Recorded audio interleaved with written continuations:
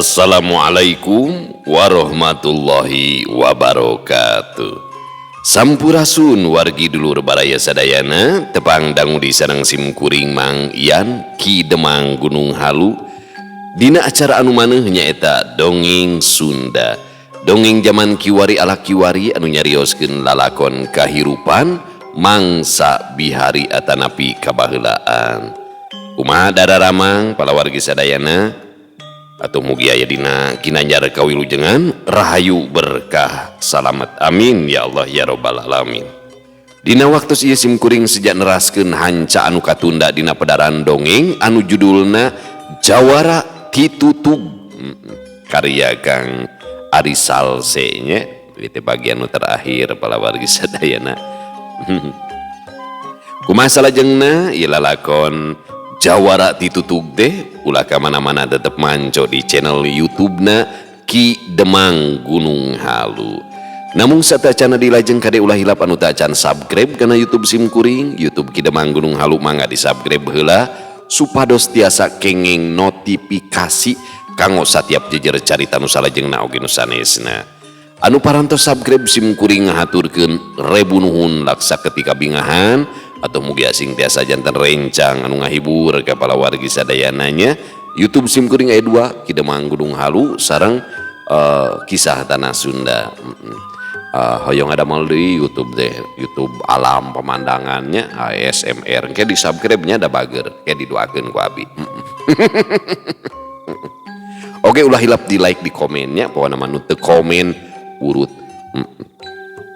Sareng kumargi simkuring mada ngadongeng sanes dina radio nu tangtosna teu aya sponsor pangintennya dina live kieu mah saumpamina ieu mah ngaraos kahibur ku pedaran dongeng simkuring hoyong nyawer tah tiasa kana nomor dana di dinya gitu akan naon we gitu. Langkung raos ieu lamun disambungkeun kana speaker aktif aslina supados tenyang kolong ting kana waktos hayu urang sami-sami ngalajengkeun ieu lalakon Jawara Titutug nya mugia sing tiasa jantan rencang anu ngahibur ka ibu-ibuna bari masak nyeu gegerohna kanggo bapak-bapak bari nyantai di tepasna oge di padamelan di tempat konveksi bari ngajahit bari ngobrasnya bari motong di tempat cukur di perjalanan di pabrik di kantor pokoknya mah di pasar kadulu-dulu nu aya di lemur barayan nu aya di kota oge di pangumbaraan nya. Kumargi teh sakadik wargi urang nu aya di luar negeri sok anjeu ceuleuh we. Iya, ngadangukeun dongeng. Supados teu nyangkolong tinggana waktos hayu urang sami-sami ngawitan ieu lalakon Jawara Titutug bagian anu terakhir. Mangga kaparayun sadayana. Wilujeng ngadangukeun Prung.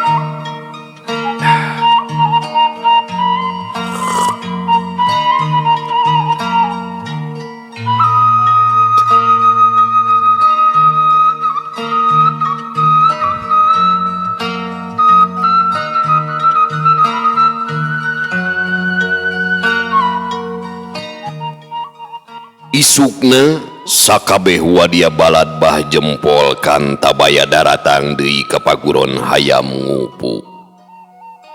Imah ceng maden dikepung rapet aya pisan celah bah jempol kan tabaya Muhtar, Kosim jeung Bah Dadang ngabedega di buruan imah.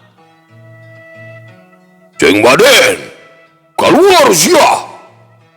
Cek Bah Jempol Kantabaya gogorowokan ti buruan.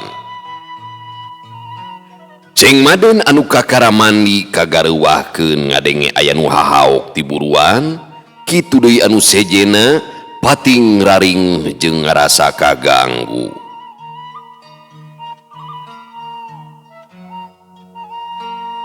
"Aceng, gancang sangharupan, yu aing."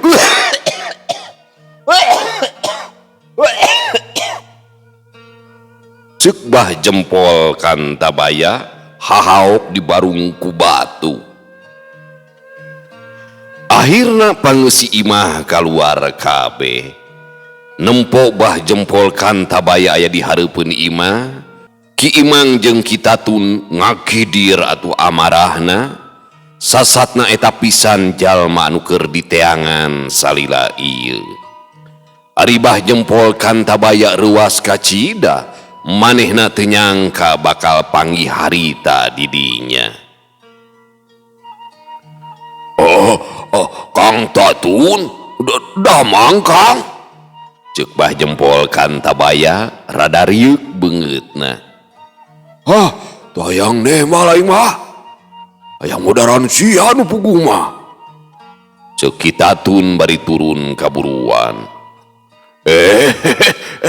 Kang Imang ieu teh. Oh, di dieu kuningan.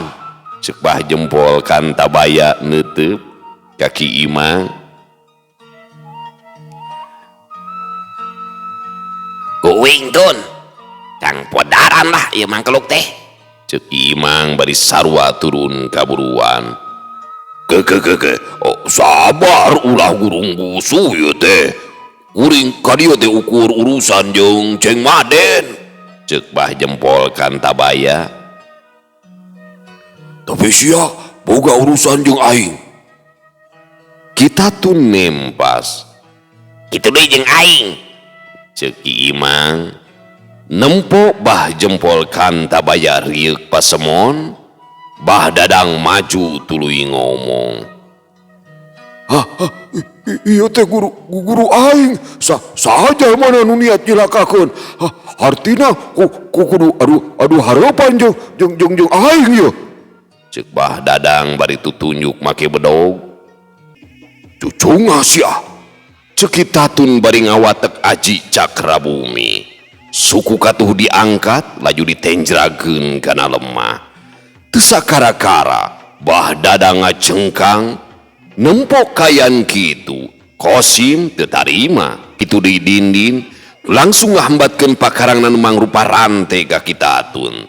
Tapi Ki Imang rikat newak rante samemeh tungtungna anu aya gir motoran nepi kana beungeut Ki Tatun, gep dicekel terus dibetot satakerna. Kosim katarik nyampeurkeun, Ki Imang mapag beungeut Kosim ku peureub kencana, jebrod. Peureub neungel pisan. Muhtar teu cicingeun, nyebrut narajang Ki Imang. Ki Imang nu sadar Muhtar nyerang manehna ukur bisa melongkeun we, sabab awakna masih keneh can sayaga. Memeh serangan Muhtar nepi. Ngadak-ngadak Ki Jaki Jalibri geus ngahalangan manten. Akhirna serangan Muhtar teh namag dina tangkisan Ki Jaki. Teu kalis ku eta, Muhtar dijejek dadana ku Ki Jaki nepikeun ka ngadayagdag. Ki Imang nyusul mere buleudan peureub kana beungeutna. Bah Dadang anu ngudupung ti ditu mah niat nguniang, tapi hanjakal Bah Uso kaburu datang, peletak. Tarang Bah Dadang teh dipabuk satakerna make iteuk anyar meuli nepikeun ka potong. Bah Dadang langsung kapiuhan. Ari Muhtar anu nyeklan beungeut disusul tepus deui ku Ki Tatun. Sakali tenjrag Muhtar sarua ngacleng nepi ka hampir nubruk ka Bah Uso. Bah Uso ngakiwar bari nambahan ngacejek Muhtar. Kosim anu mimiti kasima mundur ngadeuketan Bah Jempol Kantabaya.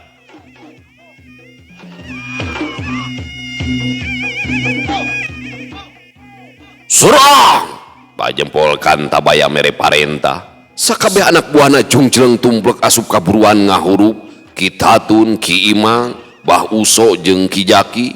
Najan nya jawara ari dihurup-hurup teuing ku jalma loba mah keukewe ampir kaboboran.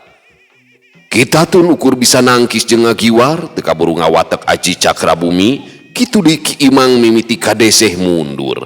Geus puguheun Bah Uso mah hampir namru ngan untung Ki Jaki ngabantu sok sanajan sarua ngarasa karipuhan. Angin ujug-ujug ngaguru. Kituna teh dibarengan ku datangna hiji cirim anu ngolebat, sakabeh anak buah Bah Jempol Kantabaya dihanca eueuh nu kaliwat. Si Degil mah tandang nyerang musuh kawas anjing edan, mimiti ngabantu Ki Jaki anu ampir kateter nyang hareupan 7 anak buah Kantabaya. Sanggeus kitu, si Degil muru ka Ki Tatun anu dihurup kulimaan, kitu deui Ki Imang anu nyang hareupan 4 anak buah Bah Jempol Kantabaya. Akhirna kabantu ku si Degil, sakabeh anak buah Bah Jempol Kantabaya eueuh nu teu ngacoprak dihanca ku si Degil. Lapis 2, serang! Bah Jempol Kantabaya marentah deui. Harita aya kana 15 muridna nu asup kaburuan, tapi si Degil masih keneh mangprang alatan tas di unuman lahang ku Ceng Maden. Si Degil anu teu eling kokoloyongan ka ditu ka dieu bari jeung najong nonyo kadang kala luncat ngarawel sirah anak buah Bah Jempol Kantabaya. Sakali serang musuh ngabebengkang pating kudupung jeung humaregung. Ki Jaki, Ki Tatun oge Ki Imang ukur lalajo ningalikeun si Degil beuki terap ilmu kalayang lahangna anu dimodifikasi ku jurus hayam ngupuk jeung raksaraga. Kitu deui Bah Jempol Kantabaya harita kadon bengong hookeun nempo ka si Degil. Ceuk pikirna justru ukur si Degil anu bakal jadi ancaman gede keur manehna. Reup Bah Jempol Kantabaya peureum ngawatek aji baja bantrang.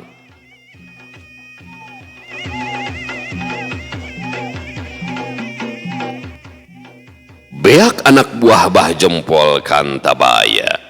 Si Degil nyamperkeun ke arah Kosim anu harita nangtung gigireun Bah Jempol Kantabaya, jalig jeug, solontod. Si Degil engkahna teu panceg. Kosim anu harita sayaga langsung nyebrut narajang si Degil. Tapi hanjakal si Degil jajalig jegan lain pedah capek atawa teu kuateun, tapi manehna bener-bener aya dina pangaruh ajian jeung curusna. Basa Kosim narajang, si Degil ukur ngalabuhkeun awak, tapi suku katuna ngahiuk mapag beuteung Kosim. Kosim anu teu nyangka ukur bisa calang ngapreuwas, jebret! Beuteung Kosim ditajong neungeul pisan. Kubrang! Kosim ngudupung bari jeung utah getih. Si Degil cengkat ngurubah Jempol Kantabaya nu masih keneh ngabedega. Harita mah si Degil nyebrut narajang make jurus kalayang lahang anu didorong ku tanaga inti raga turunan ti Bah Uso. Bah Jempol Kantabaya teu usik teu malik, ajeg ngacanteng mapag serangan bangun anu ngahajakeun. Bludak! Runtuyan peurup si Degil neungeul dina beungeut, dina beuheung jeung dina dada. Tapi Bah Jempol Kantabaya teu ieu ngarasa, keukeuh nangtung bari jeung ukur geseh salengkah mundur. Si Degil heraneun nempo musuh teu kerel-kerel, can beak rasa kaheran Bah Jempol Kantabaya kaburu narajang. Si Degil ditalapung satakerna teu antapara. Si Degil anu leutik awakna teh bangun anu ngalayang narima tajongan Bah Jempol Kantabaya. Bru, si Degil namru hareupeun pisan Ceng Maden anu harita turun mawalodong kabuyutan. Sok kadulu, kabeh lah sakalian tong asa-asa. Ceuk Bah Jempol Kantabaya nangtang musuhna. Ki Tatun ngawatek aji Cakrabumi deui. Ngan hanjakal ajianana temempan basa neumbrag Bah Jempol Kantabaya. Sabrut Ki Imang narajang, tapi nasibna leuwih parna. Bah Jempol Kantabaya ngarangem leungeun Ki Imang terus dipurilitkeun. Memeh Ki Imang kumaonam, Ki Jaki jeung Ceng Maden datang mantuan. Lu ngalungkeun lodong ka Ki Jaki, gep lodong teh disanggap, laju Bah Jempol Kantabaya ditinggang lodong ku Ki Jaki. Kitu deui Ceng Maden najong ngarah ke kemplong. Ki Imang akhirna lepas tina cekelan Bah Jempol Kantabaya. Ngan Bah Jempol Kantabaya kekeh terengrot-rengrot sakitu dihanca kuduaan teh. Nyimas Andari anu ngawaskeun ditepas, manehna turun nyamperkeun ka Bah Uso.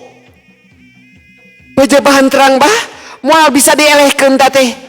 Cek Nyimas Andari, Oh, kami yakin itu pasti aya kalemahanana teh. cek Bah Uso bari ngawaskeun Bah Jempol Kantabaya anu dihurup ku tilu sobatna. Ai, kara inget bah, Bah Jempol Kantabaya teh ukur sieun ku cangcut jeung kutang. Kami yakin eta pasti kalemahanana. Cek Nyimas Andari bari ato. Oh, nu bener teh. Cek Bah Uso teu percaya. Bener bah, Bah Jempol Kantabaya matong burung ngarampa. Kakara nempuna wae geus kali gata teh. Cek Nyimas Andari, Mun nya kitu teh kapaksa ieu mah. Kami boga rancana yo. Siapkeun cangcut jeung kutang. cek Bah Uso. Mangga bah. Cek Nyimas Andari bari asup di kajero imah. Samentara eta Ki Imang, Ki Jaki jeung Ceng Maden mimiti ngarasa taak unggal serangan tara aya nu mempan. Bah Jempol Kantabaya masih kene panceg tu undur sasiku-siku acan. Lur, kadi heula yo. Cek Bah Uso ngagero. Ki Jaki, Ceng Maden, Ki Imang nyalampeurkeun iwal ti kitatun anu masih kene adu hareupan jeung Bah Jempol Kantabaya. Aya naon ieu, Uso? Ki Jaki nanya. Kantabaya make aji bajaban terang teh. Manehna ukur boga kalemahan ku cangcut jeung kutang. Kitu cenah numutkeun Andari mah. Cek Bah Uso mere beja. Terus kumaha tuh? Ki Imang nanya. Wayahna euy, urang lawan Bah Jempol Kantabaya bari kabehanana make cangcut jeung kutang heuh. Cek Bah Uso. Balik kita sok. Ki Jaki muncereng. Kami percaya ka Andari. Naon salah namun diajaran. Cek Bah Uso. Tenan naon lah, nu penting Bah Jempol Kantabaya kacangkalak. Kabeneran kamari Andari ngaborong cangcut jeung kutang. Cek Ceng Maden. Asal anyar we kami daek makena. Awas mun urutnya. Cek Ki Jaki. Dijamin anyar kene. Ayo ganti setelan. Ceng Maden ngajak asup ka imah. Akhirna najan rada maksakeun, Ceng Maden, Ki Jaki, Bah Uso jeung Ki Imang marake cangcut jeung kutang. Ukur kitatun anu teu make teh alatan eueuh hiji-hiji acan cangcut atawa kutang anu mahi. Memang cangcut mah dipakena teh jiga Superman, ayana di luar ngalapis calana. Ngan kaluhur bener-bener temarake baju ukur di karutang wungkul we. Jigana ieu anu disebut cangcut ranger atawa kutang ranger teh. Nempo musuh nu opatan ngurung bari marake cangcut jeung kutang, Bah Jempol Kantabaya ngapirigidig, teu lila karasa kumanehna retep arateul saawak-awak, ti mimiti tungtung suku nepikeun ka tungtung hulu. Antukna Bah Jempol Kantabaya keketre teu ku hanteu. Ceng Maden sapara kanca ngarasa yakin teu percuma ganti setelan, geuning aya hasilna. Sabot keur gegetret. Kitatun ngawatek deui aji Cakrabumi, gejret sukune njrag lemah. Cungkel Bah Jempol Kantabaya harita mangacungkel untuk pertama kalinya. Ceng Maden rikat nyerang bari memener kutang anu ampir lesot. Cekop iga burung Bah Jempol Kantabaya teh dihanca. Tapi Bah Jempol Kantabaya teriuk-riuk alatan ditonyo. Datang Ki Jaki ngambatkeun suku najong beheung Bah Jempol Kantabaya nu harita nguniang rek hudang. Goblok Bah Jempol Kantabaya labuh deui tapi keke ukur gagaro awak anu beuki karasa ateu. Mundur. Cek Bah Uso. Naon deui teh, sok? Ceng Maden nanya bari hanjelu, bubuhan manehna bedorek mere serangan. Oh, percuma euy. Cangcut jeung kutang nu dipake teu bisa ngalunturkeun ajian bajaban terang. Cek Bah Uso. Terus kumaha tuh terus kumaha tuh? Kita tuh nanya.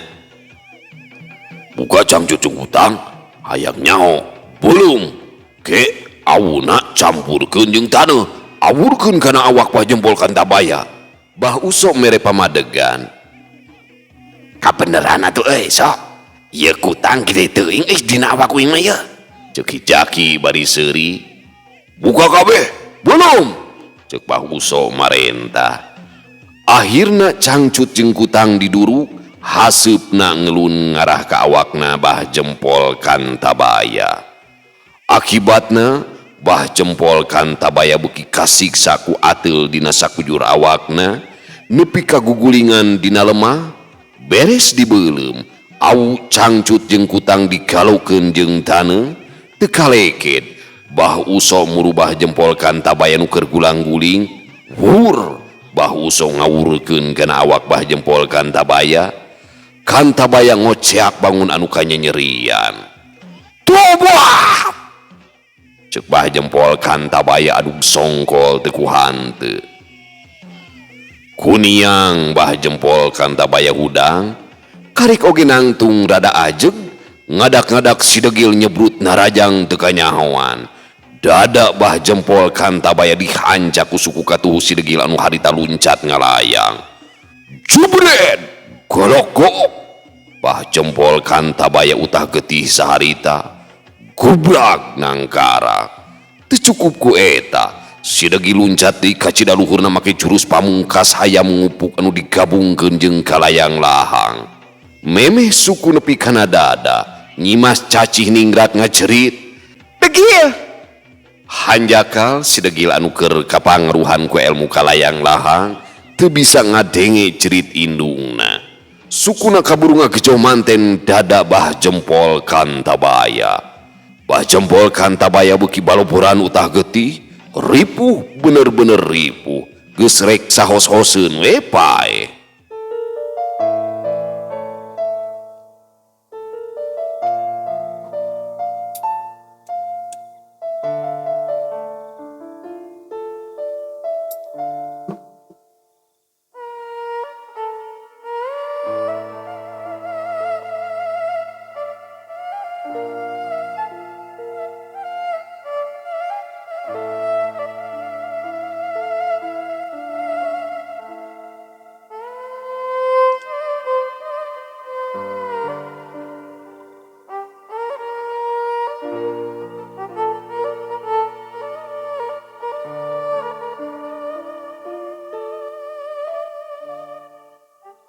Nyimas cacih muru si degil anu geus taki-taki rek narajang panungtungan.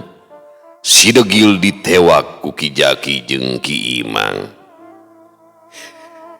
gandalaya anaki, burung palung hadegelo, Bah Jempol Kantabaya teh bapa maneh ujang. Cek Nyimas cacih bari rawah riwi. Ngadenge omongan cacih, Bah Jempol Kantabaya nu geus teu walakaya muniang cengkat. Tapi gebru nangkarak deui. Jeng Maden. Bah Jempol Kantabaya ngagroan Ceng Maden ku sora anu lirih meh teu kadenge. Ceng Maden nyamberkeun diiring ku Ki Imang, Bah Uso jeung Ki Tatun. Kitu deui Siti Habsah Andari jeung Nyimas Caci kabeh ngariung Bah Jempol Kantabaya. Ari Ki Jaki masih nyekelan si degil.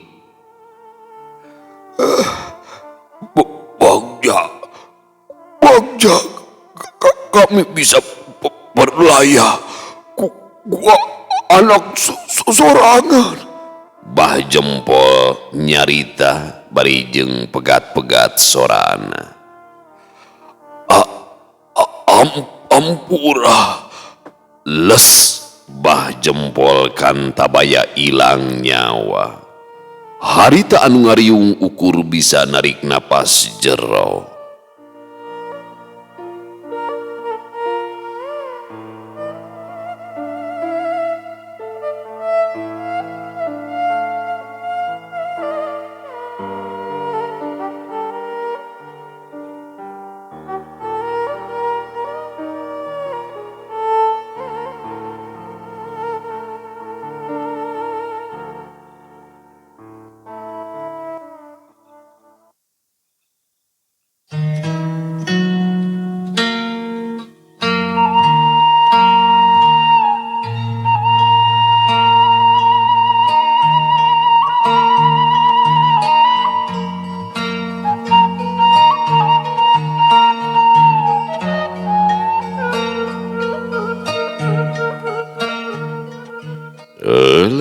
pamiarsa sadayana waktosna parantos teu nyekapan deui.